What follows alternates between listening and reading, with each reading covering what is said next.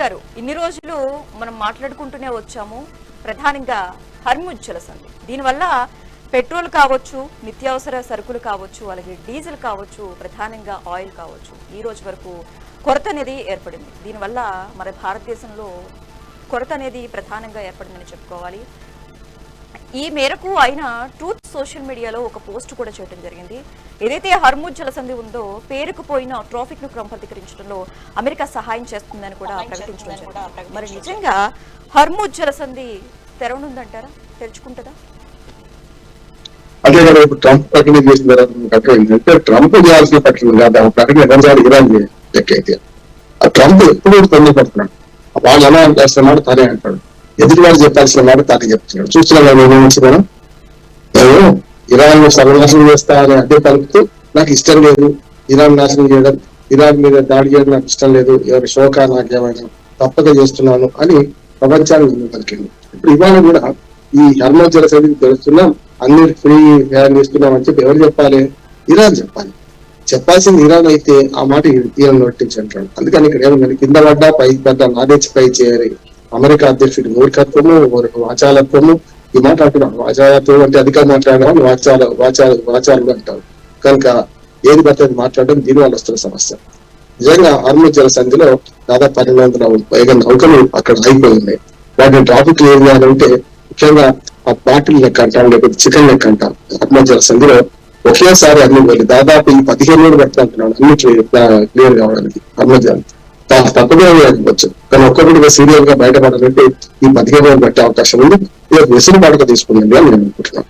ఇక ఇటుపక్క ఇరాన్ కూడా ఏకపక్షం ఏం చేసింది, మా 10 అంశాలు ఒప్పుకున్నదే అన్నది అమెరికా. మరి అది కరెక్టా చెప్పాలి కదా. ఆ 10 అంశాల గురించి ఏమో ట్రంప్ మాట్లాడాడు. ట్రంప్ చెప్పిన హర్ముజ్ జలసంధి అయిపోయింది, ఇప్పటి నుంచి విడుదల అయిపోతున్నాయి అన్నమాట ఇరాన్ మాట్లాడు. చూస్తున్నాం కదా ఎవరి మాట వార్తే ఉన్నమాట. నా ఉద్దేశం ఏంటంటే 10 అంశాలు ఏవైతున్నాయో ఇరాన్ ప్రతిపాదించి చాలా వాజిబ్, చాలా మంచిగా ఉంటుంది, కరెక్ట్ అంటున్నాడు. ఎందుకంటే దాంట్లో ఫస్ట్ ఏమంటున్నారు, సరే కొన్నిటికి ఒప్పుకోకపోవచ్చు. ఉదాహరణకు మనకు మా తెరువు మీరు రాకండి, మీ తెరువు మీరు మా మానవ మనం బతకడిగండి అంటే అది ఒప్పుకుంటే మంచిది. కానీ ఇప్పటిదాకా చేసిన యుద్ధం వల్ల జరిగిన నష్టాన్ని మాకు లెక్క కట్టి ఇవ్వాలి అనే మాట ఇరాన్ అంటుంది. లెక్క కట్టి ఇవ్వాలంటే అసలు నిజంగా ఇరాన్ కు జరిగిన నష్టం కంటే 100 రెట్లు ఎవరికి నష్టం జరిగింది? అమెరికా జరిగింది కదా. అమెరికాలో ఉన్న మొత్తం ఈ హోమ్లాండ్ సెక్యూరిటీ డబ్బులు కానీ, అసలు యుద్ధం మీద ఖర్చు పెట్టిన మొత్తం ఆయుధాలు కానీ అంతా కోట్ల రూపాయలు, లక్షల కోట్ల రూపాయలు ఖర్చు, రోజుకు $1,00,000 దాకా ఖర్చు అయిందంటున్నారు. అటువంటిప్పుడు ఆ ఖర్చు ఎక్కువది కదా, మరి ఆ ఖర్చు ఎవరు కట్టియాలి?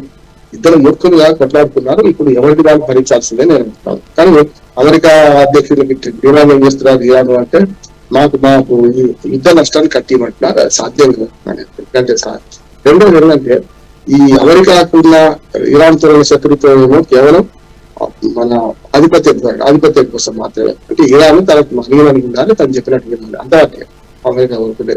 దాంతోపాటు చమురు భావన మీద తమ కూడా పెత్తనం కావాలని కోరుకుంటున్నాను. అట్లాగే హర్ముజ్ జలసంధిని చేస్తే పంచుకుందామని కోరుకుంటున్నాను. ఇవన్నీ ముందు సమస్యలు రాకుండా మేము కూడా హర్ముజ్ జలసంధిలో మేము కూడా కంట్రోల్ చేస్తామని అమెరికా అంటుంది. అట్లాంటి దానికైతే ఇరాన్ చూస్తున్నాం. ఇరాన్ నష్టపోయింది, ఆర్థికంగా నష్టపోయింది, నాయకత్వ రీత్యా నష్టపోయింది, ఆఖరికి మజదూర్ని బతుకున్నాడు అనేదానికి పరిస్థితున్నది. చాలా వరకు లేయర్స్ అని 4 లేయర్స్ లో మొత్తం నాయకత్వం అంతా చంపబడ్డారు అమెరికా ఉత్సాహంతో. కానీ ఇప్పుడు అదే ఇజ్రాయెల్ వింటుందా? ఇప్పుడు కాల్పన విరమణ గత 10 రోజులు జరుగుతున్నది చూసినాం కదా. పేరుకే కాల్పన విరమణ, కానీ ఇటు పక్క అమెరికా దాడి చేసింది ఇరాన్ మీద, ఇజ్రాయెల్ దాడి చేసింది, ఇప్పుడు చేస్తున్నాం, ఈ వాటి కూడా చేస్తున్నాం. కాల్పన విరమణ తాత్కాలికం అన్నారు కదా, అది శాశ్వతం కావాలని కోరుకుంటుంది. ఇరాన్ కోరుకుంటే రెండో పెద్దది ఏంటంటే, ఒకటి మా జోలికి మీరు రావటండి అంటున్నది, రెండోదేమో శాశ్వత విరమణ కావాలి. కానీ తాత్కాలికం అయితే మళ్ళీ ఊపిరి పీల్చుకునే సమయం వస్తే అమెరికా మళ్ళీ సన్నద్ధత మళ్ళీ దాడి చేస్తుంది, ఎప్పుడు దాడి చేయం అని ప్రకటించమని ఇరాన్ అంటుంది. దానికి ఒప్పుకున్నాడా లేడా కాపు చెప్తలేడు. అందుకని హర్ముజ్ జలసంధి అనేది ఒక బహానా మాత్రమే. అసలు బహానా ఏంటంటే, అసలు కారణం ఏంటంటే మిగతా గల్ఫ్ దేశాల మీద ఇరాన్ కూడా మాకు లొంగి ఉండాలి, ఇరాన్ సముద్ర పెత్తనం కావాలి, అవసరమైతే ఇరాన్ దేశాన్ని మేము మా కంట్రోల్ చేసుకోవాలి. ఆనాటి రాజు షాకాలం లాగా మాకు ఇరాన్ మాకు లోబడి ఉండాలని చెప్పి అమెరికా కోరుకుంటుంది. ఇజ్రాయెల్ అట్లా ఇజ్రాయెల్ కు అమెరికా, ఇజ్రాయెల్ ఇరాన్ కు చాలా ఆదర్శ శత్రువు. అసలు ఇరాన్ నాశనాన్ని కోరుకుంటుంది ఇజ్రాయెల్. ఇరాన్ అనేది మధ్య ఆసియాలో, పశ్చిమ ఆసియాలో ఉంటే ఎప్పటికైనా తన ఆధిపత్యం అని చెప్పి ఇజ్రాయల్ అనుకుంటుంది. కనుక ఇజ్రాయల్ ప్రయోజనాలు, యుద్ధ ప్రయోజనాలు వేరుగా ఉన్నాయి, అమెరికా యుద్ధ ప్రయోజనాలు వేరుగా ఉన్నాయి. అమెరికా యుద్ధ ప్రయోజనాలు కేవలం పెద్దన్న పాత్ర లేకపోతే మన మొత్తం ప్రపంచ ఆధిపత్య పాత్ర. కానీ ఇజ్రాయల్ ఎట్లా కాదు, ఖచ్చితంగా ఇరాన్ సర్వనాశనం అయిపోయి మొత్తం ఎందుకు పనికిరాకుండా వారం అనేది సాధ్యం కాదు కదా. అందుకని ఇప్పుడు రష్యా, అమెరికా ఈ రెండు కూడా, రష్యా చైనా ఈ రెండు దేశాలు కూడా భద్రతా మండలిలో వీటో ప్రయోగించి ఇరాన్ మీద మన ఆంక్షలు విధించే క్రమంలో ఆయా భద్రతా మండలి తీర్మానం వ్యతిరేకించి వీటో ప్రయోగించిన కనుక ఇవాళ అమెరికా కూడా దిగొచ్చుకుంటున్నాను. ఇందులో పాత్ర కనపడే పాత్ర పాకిస్తాన్ అయితే, నిజమైన పెద్ద పాత్ర ఏమంటే అమెరికా వ్యతిరేకంగా చెక్ పెట్టా రష్యా, కానీ చైనా అనుకుంటున్నా.